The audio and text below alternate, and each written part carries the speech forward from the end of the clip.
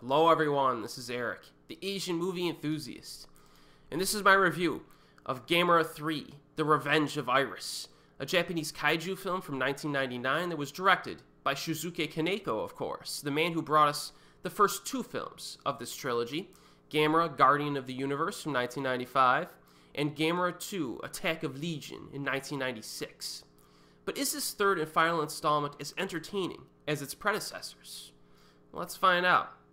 So 3 years have passed since Gamera defeated Legion, but the world is once again plagued by some chaos monsters.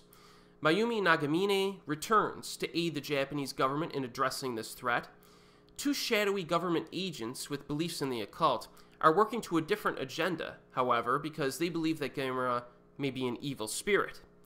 Meanwhile, a young girl named Ayana, whose parents were inadvertently killed by Gamera during his previous battle with Geass in 1995, discovers a stone egg sealed within her village temple. Now the egg hatches a small tentacled creature whom she names Iris after her dead cat. Iris forms a link with Ayana through a pendant and becomes the focus of Ayana's quest for revenge as she seeks to raise her own monster for the purpose of destroying Gamera. So I actually think that Revenge of Iris has the most interesting story of this film trilogy. One reason for that is that the human villain is this little girl who wants to kill the protagonist monster. You don't see that very often in kaiju films. And better yet, she has an understandable motivation due to the death of her parents and cat at the hands of Gamera. And let me tell you this, if you thought Superman did a bad job of saving people in Man of Steel, you haven't seen anything yet. Because Gamera don't give an F about collateral damage. He really doesn't. There's one scene in this movie where like a half-dead Geass monster is near his feet. Like Geass has like his eyeball hanging out of his socket, and he's just kind of like twitching there, just waiting to be finished off. All Gamera has to do is kick over some debris and stomp on him with his foot. But no. Gamera decides to spit out this huge fireball that kills a few hundred human bystanders who are in the immediate area. Was that really necessary? Dude. And then immediately after that, he does something even more blatant and irresponsible to a group of people that are sitting in a skyscraper nearby. So, Gamera, if you're watching this, I know you're trying to save the world by destroying evil monsters, and some people are going to get hurt, regardless of how careful you are, because you're fighting in cities against these guys. But, dude, you have to exercise some discretion. You have to exercise some discretion.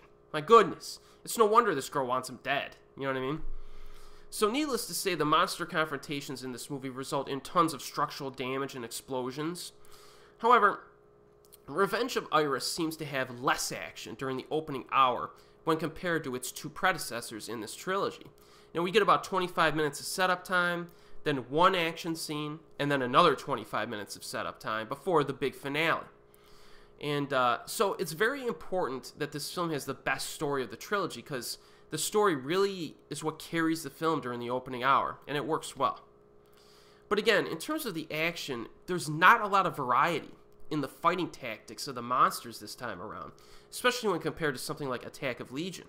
There are some basic punches and physical attacks, but nothing particularly noteworthy in terms of unique abilities or tactics. But nevertheless, the battles are directed very well, and the practical effects are fantastic in this. This is the best that Gamera has ever looked in any movie ever.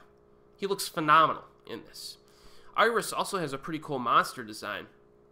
Even in its smaller, earlier stages, when it reaches its mature form, of course, it's actually rather intimidating. But during its earlier stages, it's actually kind of cute, but also kind of creepy too. So it's good monster design for Iris. I liked it.